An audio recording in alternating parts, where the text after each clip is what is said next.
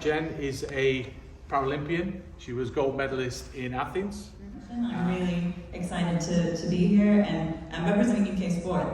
We are a partner with World Wheelchair Rugby and GBWR and Loughborough University as well, in a project that some of you have been involved in with some of the testing around sort of functional measurements of strength and power and things and speed, and we're really excited about the prospects for that and some of the other work that's going on around getting more women into wheelchair rugby to see where that could lead. And that's part of what we want to talk about tonight is, what are the challenges that you've seen in, as a female in a sport that's fairly male dominated, but also what the future could look like. If we look 10 years ahead, what's that going to look like? So maybe just to kick things off though, let's introduce our panel and you can tell us a little bit about yourself. So can I start with you, Sophia? Yeah, sure. So my name is Sophia. I'm a referee of wheelchair rugby since 15 years now, and I'm a part of the organization of CAPSA, who make events like this one, and as well international tournament like the Europeans last year. That's great, thanks. And Kylie? Oh, sorry. Yes, I got the one. Sorry. Hi everyone, so I'm Kylie Grimes. I've been playing wheelchair rugby now since 2009, 2008. And I've been on the GB team for a long time. Started off with Josie Pearson, who was the first female to represent Great Britain in Beijing. And then I stuck on and was at 2012 games when I was like 23 years old. That was pretty cool. It was great to have a home games. And then left for a little while, changed to British Athletics, but soon came back and obviously was with the squad to win gold in Tokyo, which was pretty incredible. But it's been so nice to see the growth of the sport with women, because when I started, to be honest, internationally there was a few Irish girls, there was Erica and Miranda from Canada, but that was literally it. It's been really nice over the years to see more and more, and then obviously in Tokyo to have a few more, and then at the Worlds last year to have the amount we have, was it 13, if I got that right, 12 or 13, was absolutely amazing. So it's been really good, and it's nice to have a tournament like this, because to be honest, I get asked quite a lot, is there ever going to be an all-women's team? Because I do ask a lot of girls around the world, like, why don't you play? Why do more not play? And a lot of the time I'm actually a bit tentative to play with the guys. I get that quite a lot, and I'm like, come on, just come get involved. But as soon as they get smashed out the chair, they don't really like it. Some girls. Some of us love it. So it's really hard. So it's nice to have an all-women's tournament where everyone can be involved. Cool. We are going to explore some of that a bit more. No, that's cool. Right, Shay? Hello, my name is Shay Graham. I play wheelchair rugby for the Australian Steelers. I started playing just for fun in 2014, and then I joined the Aussie team in 2019. That's my background. Right. And Terry. And I'm Terry Thorson. I'm from Canada. I don't have the same international experience as these lovely ladies do in rugby, but I've been in sports for eons of my life. So I also went to Athens as well, and in athletics, and I was cross training in rugby at that time. So late 1990s, early 2000s. And played for our local team for a number of years, and now I'm an assistant coach, and I'm a coach in training, as I like to talk about it. So I've been involved in sport for quite some time. All right, and let's start with you, Terry. Actually, keep the microphone down there. So can you tell us a little bit about how you first got started? When you first started playing wheelchair rugby, what was that like? It was at first quite intimidating, so I probably have a little bit of a different story because I didn't consider myself an athlete when I hated actually sports. So it took me about 5 years after I had a spinal cord injury to get involved, and it was just a lot of encouragement from people, and constant encouragement. And I just went out and tried it one day, and I was like, well, this is pretty fun, but I'm a little bit scared. I didn't really love the team sport aspect of it, so that's what made me go into individual sport. But I did like that, like for me it was really important to have a social and feeling a part of a community, which rugby really brought to me at that time. And Shay, what about you? What was your sort of first experience like in wheelchair rugby? My first experience was, I think, like a lot of people's, maybe watching the Murderball documentary when I was first in rehab. So I played a lot of sport pre-accident, soccer, touch football, a bit of rugby union, and then I kind of took the whole spinal cord injury, wheelchair thing as a sign to go into retirement from all sport. I saw the documentary when I was in hospital, and I said, there's no way I'm ever going to play a sport like that where everyone's just trying to kill each other.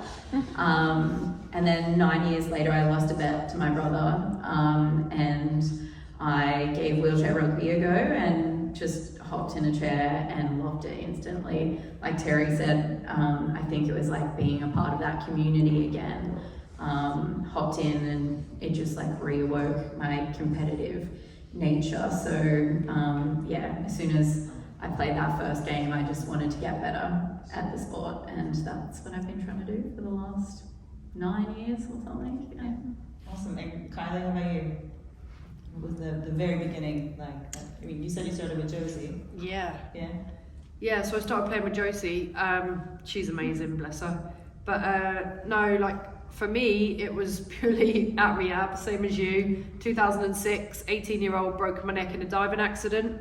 Saw Murderball and went, oh, I gotta do that. And then my mum was like, do you not think you're damaged enough? And I was like, no.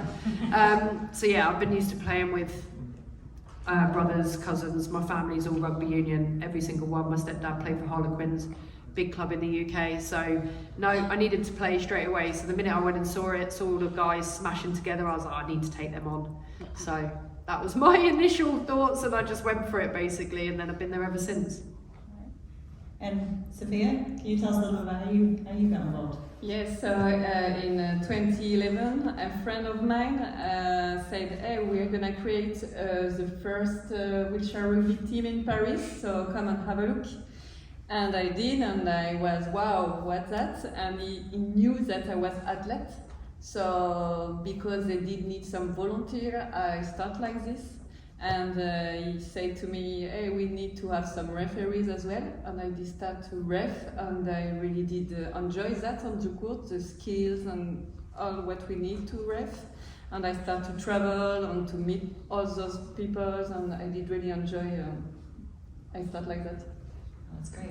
All right, I'm going to come back to you then, Kylie. And I want to talk a little bit about what was it like when you're first getting started. You know, often you're the only one of maybe one or two female players, or maybe the only female player. I mean, what was that like? Did that ever create any challenges for you, or you know, what was maybe the biggest challenge that you can remember from? The only thing I ever talk about really is over the years is for me personally, there's only one thing that used to not upset me. I don't really get upset by much, but used to kind of play on my mind a bit, and that was always being compared to the boys.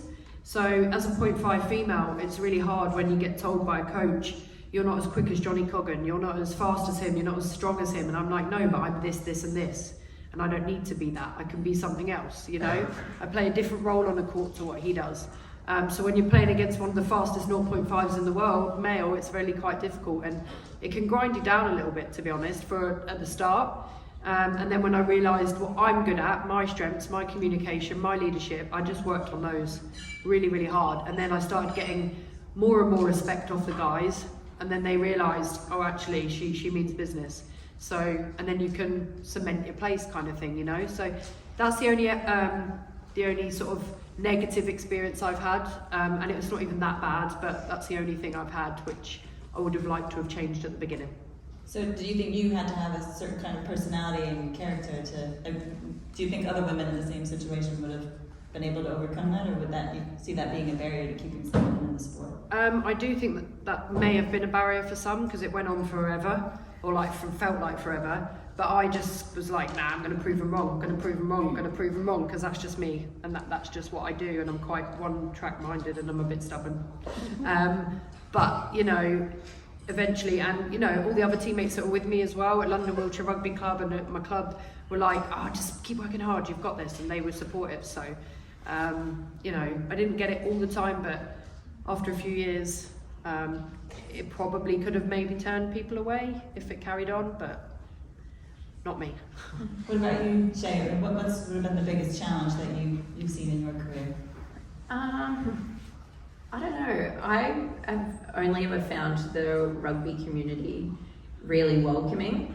Obviously, like, it's a boys' club and it is hard to crack into, especially if you start playing in 2014 and think that you're going to make the Rio Games. But yeah, I think it's just, for me, been changing people's perceptions of what females are able to do and how they're able to compete against males. Like Kylie said, yeah, we might not be as strong, but we're so much smarter. So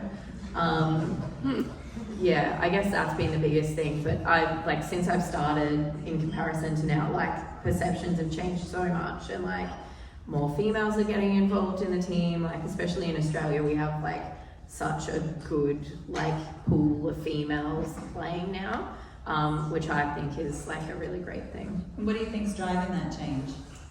I think obviously, I guess representation, maybe, like the fact that we are doing it and we are there, like playing at the Paralympic Games and playing at World Championships, and you know, you can't be what you can't see. So if you can see women out there kicking butt, like playing a full contact, fun sport, then like that's going to drive participation levels. So yeah. What about you, Tarr? Have you got any gems from your career to share? I definitely come from an old boys club where, excuse me, it was a lot of kind of, I hate to use the word bullying, but a lot of like yelling at each other and you go here and you're not doing it right, and very negative style coaching, I would say, which did not really sit well with me. I'm quite soft and like a lot of positive encouragement. So that was a challenging being coached that way. But, you know, I wonder now, I see things really differently now. And perhaps it's because, you know, I'm a lot older, you know, I'm in my 50s now, and so time has gone by. I'm a little bit more sensitive maybe to male egos and how they treat women. But the younger generations, I think, are learning something, and so I do think that is making a difference, that they're actually seeing the value that women have. Just in general speaking as well, right? Because it's not just in sport, it is out in our lives as well, that we have to already deal with. So I think when you have that in addition to your teammates, it can be really challenging, and thankfully we have some great supportive male teammates as well. And if you could change one thing about the sport that you think would help get more women playing, or keep more women playing, maybe if they try it and then keep them in it, what would be the change you would propose? Well, for me, it's changing the minds, because we still do live in a bit of an old boys school club. Referees, coaches, I mean, how many women coaches are out there, Kendra? We just talking about there, not very many, right? So we still are living in this men's club. And until we have men that are supportive, but not telling us what to do based on what they know, but that we can pave the way for ourselves. And I mean, we have some amazing leaders in this community, and we just got to keep it up and keep fighting and show them what we have, and have wonderful men behind us supporting us to lift us up. Seeing women in the media is huge, right? So we need to see more women representative and not just keep going back to the old school boys of what they used to do. That's great. I'm going to ask you all the same questions. So Shay, I'll stick with you then. Okay. What change would you bring, and what have you seen that you think makes a real difference? I think competitions like this are a really great way to change, I guess, like people's perspectives around women participating in this sort of sport. It also gives everyone like an opportunity to grow and develop as players. You know, when you first start out on a team, whether it's local comp or like even like you're representing your country, you don't get much court time, and it's hard to develop like those skills and confidence that you need to play. So if there's, you know, like competitions like this where everyone gets a chance on the court, you know, to build their confidence, get some time, learn how to play with and against each other. I think these are like a really great gateway, one, to hopefully get more competitions like this, or women's competitions around the world, and two, like a great like stepping stone for women to develop as players and start making their way into, you know, our national teams. And Kylie, you got any other ideas you put on the table? Not really, I'd just say more of these. More all-women competition would be amazing, just to get more confidence from everybody and to get more females coming and realising what the sport's about. Also, just at home as well, though, like from a local type of perspective, I'm, you know, I've got into coaching this year. I've been coaching the Queen's Foundation, and if we have more women coaches at home as well, we've got to try and keep women in the sport. So as many as we can try and put back in and coach as well. Coaching's not for everybody, but you know, if we can try and get more women coaching out there, I think it will make a difference. And Sophia, what about you? What do you think? So I think it grows a lot. I just tell the little story of the Women's Cup because in 2015 we've been in Germany because we've been invited to the Ladies' Cup. And it was my first experience with only women on the court. And we've been there with 3 other players. They are here. And when we left this tournament, it was wow. And we had like a vision that in several years maybe we could have a tournament for women at this level. And the year after, we did decide to organize the first Women's Cup. It was in 2015. And we say, we're gonna do it regularly, and we will have this dream that one day we will have some national team. And today you did it, girls. So thanks to you because you make me all great. And I just want to add, if you don't mind, that as a referee. So in Europe, we are maybe more women, female referee as maybe on other parts in the world. And in 2020, I had the chance to go to Vancouver, and it was in March, and there were only female referee. And it was as well a great opportunity on this continent where there are maybe more male to be as female referee on this tournament. I'm just going to ask one thing that none of you have mentioned is classification. I mean, does anyone want to weigh in on that? Any thoughts about, you know, are there changes needed to that, or would that make a difference? Nobody wants to touch I'll it. say something. Is this like the third rail of wheelchair rugby? I think that we definitely need to change our language around classification. And even here with your research going on, people keep saying getting a 0.5 deduction, but that's not actually what it is. Like, your team gets to play with an extra 0.5 per female on the court. So if we start changing the wording around it, it's going to make it seem like a more positive thing. Whereas at the moment when you're saying to people, your team gets a deduction, you're trying to say that, say like, I'm not a 2.5, I'm a 2, or Kylie's not a 0.5. And that's just not right. So I think language is really important around the way we talk about classification, and it really grinds my gears. I'll just add there, so since the Worlds, when me and Shay had a chat about this, I literally bite everyone's heads off that calls me a 0. So nobody's allowed to call me a 0 anymore because of Shay. Because I bit your head off about she it. bit my head off for calling myself a 0, and then from that moment onwards I was like, oh yeah, you are so right, I'm a 0.5. So yeah, we now do it in Britain, and when the boys say to me the same, I'm like, nah, that's not right. So I think you are right. Yeah. All right, and I'll stay with you then. My last question before we maybe open it up to the room. What's your vision for what the sport could look like? So 10 years from now, if we did this all over again, what's the sport going to look like then?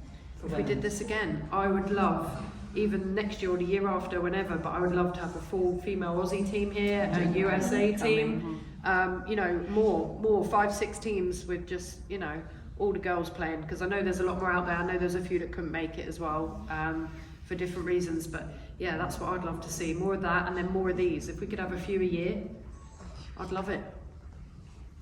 Shay, Terry, any thoughts? Yeah, same thing. It would be great to obviously have every country with a full squad. I've already started working on all the organisations back home and have pretty solid commitment that there will be an Australian team for the next one. Oh, you heard it. Awesome. And yeah, it would be great to obviously have more like all female tournaments. Potentially even one day have a Women's World Cup. That would be great too. Yeah.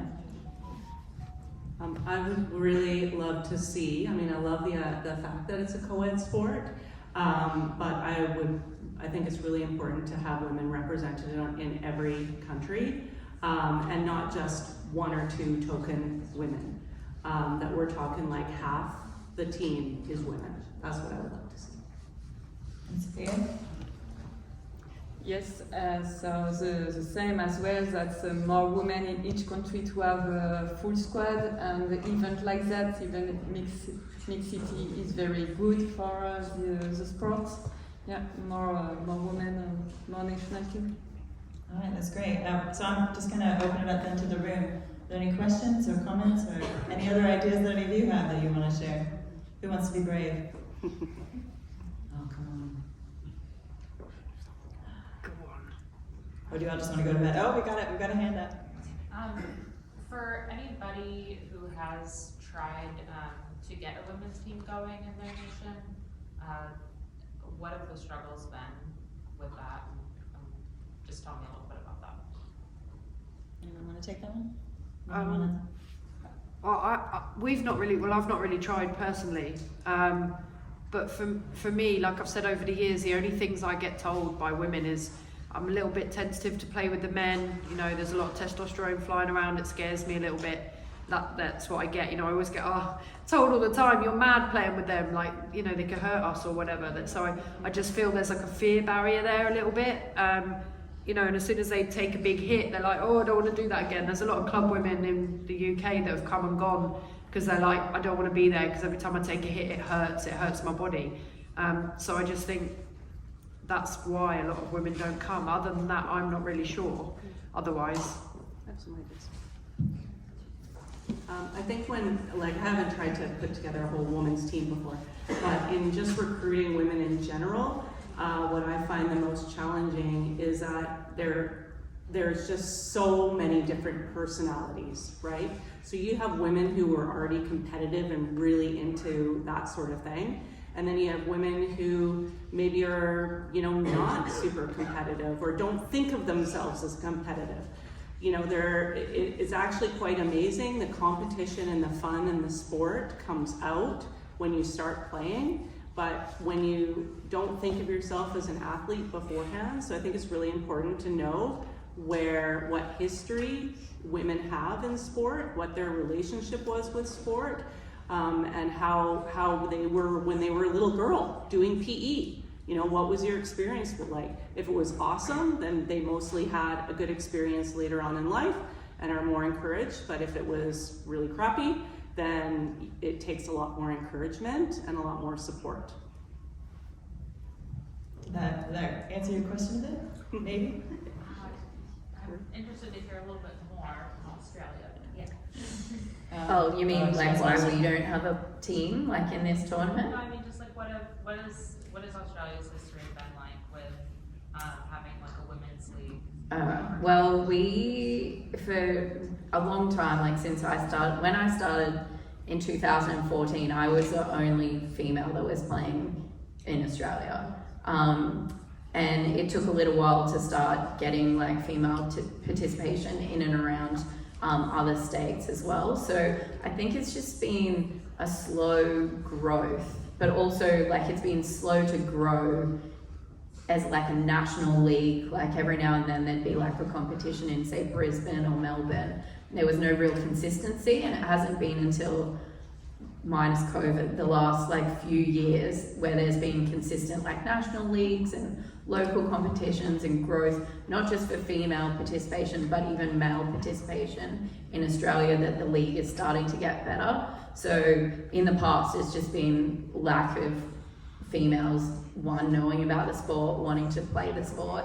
But yeah, like it's grown so much. We definitely have the opportunity to put in an all-females team. It's just organisation and getting the backing of like our sporting organisations back home to get over here, because it's really far. Oh, yeah, go ahead. I just want to sort of follow up on both of the question previous and the last comment that was made. You know, and it's about money. You know, sport is expensive. Living with a disability is expensive, right? So for Terry and for Kylie, obviously your national organizations are supporting your athletes, but you know, you've got to travel here, you've got to have accommodation. For Sophie, putting on this event costs a lot of money, and clearly there's a lot of interest with media and people, journalists here and whatnot. So I'm just wondering, what were those conversations like when you were trying to convince your national organizations or convince, you know, the sporting clubs in Paris to put on the event and to send your athletes? How did that conversation go? Do you want to Sophia, should we start with you, Sophia?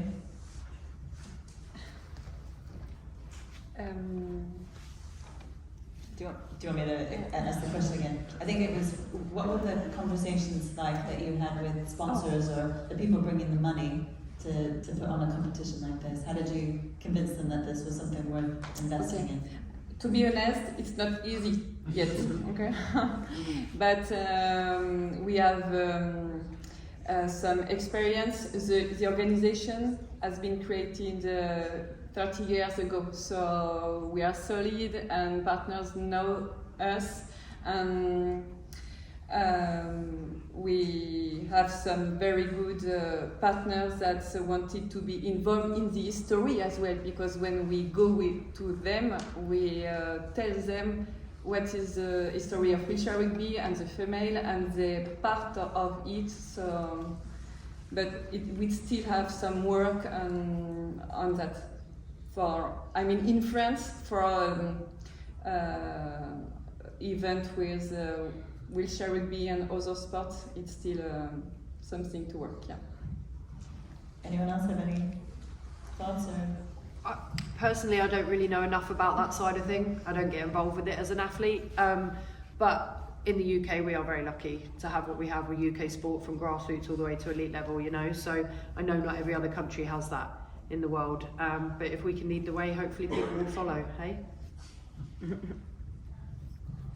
I think with ours, it's just I don't even know where to begin. It was just about like having a conversation. Obviously, like it's a really long way to get here. It's quite expensive. I know that budgets for like our high performance programs and stuff are done like years in advance sometimes. So I think there's like a lack of funding there for this. Well, there was for this year. And then just having conversations with those organizations to tell them like, we need your support and this is going to be an ongoing thing. So next time, consider it and have the money ready. Also going after sponsors and stuff so that like our teams can be supported, things like that. It's just work and like having conversations, I guess, and just keeping on having those conversations so they don't forget about certain promises and stuff. So do you think then having this as a regular event becomes something that it's easier for squads to budget because they know that, oh well, we've got to have that in the budget because we know that year there's going to Oh yeah, 100%. If there's more consistency around, you know, like events like this happening, which would be great, then like as teams and like sporting organisations are going to know this is coming up, we want to put in a team and they can have the funding there or the sponsorship ready and waiting to go. I would say get a good grant writer because yeah, we got some great funds from grants, and in Canada specifically, they're really looking at developing women's sport in general. So I think, I don't know, Kendra can correct me if I'm wrong. But I think that's how most of the money, especially, came in. Great, thanks. Any other? Oh, we've got Jason. In terms of the way wheelchair rugby is marketed and promoted, is there anything that governing bodies or international organisations should be doing more of to make the game more attractive to potential female players? I'll just say showcase them. If we don't see them on posters, I mean, this is the only place we've seen them. I've seen them in Australia with Louise Sauvage in athletics. Like when you come in to the airport, her poster was on there. I was like, that's amazing, right? But you don't see women rugby players. I've got nothing to say. Yeah, to My be honest, face is on some posters. Oh.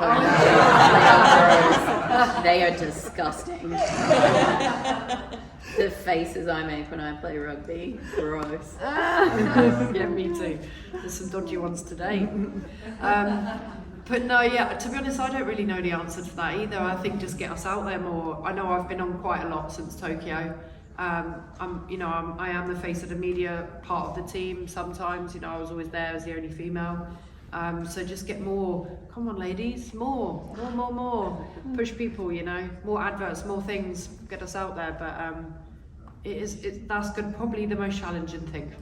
Murder Ball 2 with women squad? Murder Ball 2 with women squad? Oh yeah, another film. Have we got any filmmakers? Let's go. Well, and Sophia, you had quite a lot of media there today. How did you get so many media? Yeah, so one of sponsor, JC Deco, makes something very special for us in France. He has displayed all the poster in Paris, and I think with all the contact media we have, because of the future event in France of wheelchair rugby, the International Cup in October, Paris 2024. I think that media are looking for image, picture, and they want to see the show of wheelchair rugby. So it's been not easy, but we're in a good moment for that. Maybe one more question if there's anyone else that's got. Can we take that? Obviously, it's a mixed gender sport and we want to keep it that way, but from a development, recreational point of view, do you ever think it would be beneficial to promote women-only sessions in clubs to get more women into the game, to then obviously feed into the mixed gender game? Yeah, definitely. I think that could be something that we could do in the UK for sure. If we had like area ones, maybe like North and South or Midlands or something, and just got everyone together to play, be really good for sure. Or like even just having these women camp, they've been good, haven't they? We've enjoyed it so much. Honestly, like playing with these girls and playing with the guys is completely different atmosphere. We just want to big each other up all the time, don't we? It's positivity continuously. Like, I'm not saying the guys are horrible. I love playing with the boys. But sometimes it can be a little bit nitpicky, a little bit shouty, a little bit like, testosterone flying around, they lose their head, whereas I'm like, stay calm. But with the girls, it's a different atmosphere. It's just different. It's not bad, it's not good, it's just different. And so I've loved it. So if we can get more women's camps, more women's day, more areas, then I think a lot more of us would play and would stick around longer. I definitely think it would be beneficial. At the moment in Australia, we don't have enough female participation in the sport to be able to just have female-only comps, really. We could probably have camps. We're also a really, really big country, and it's very hard to get people to come together at any sort of regular interval. So there's just a few barriers in Australia to prevent that. Yeah, I mean, similar in Canada, we're a large country, hard to bring us all together. But I would love to see Wheelchair Rugby Canada, put on a woman's, I mean, they've invested in us being here today, so, you know, hopefully that means that they're invested for the future as well, and looking at maybe doing it a little bit more. Provincially, I think it's a great idea. I'd love to be able to even just have a go opportunity, women only. They do it in basketball, so, you know, I'm sure it could work in rugby as well. That's great, thanks Richard. And I just want to thank all of our panel for your time and your incredible insight.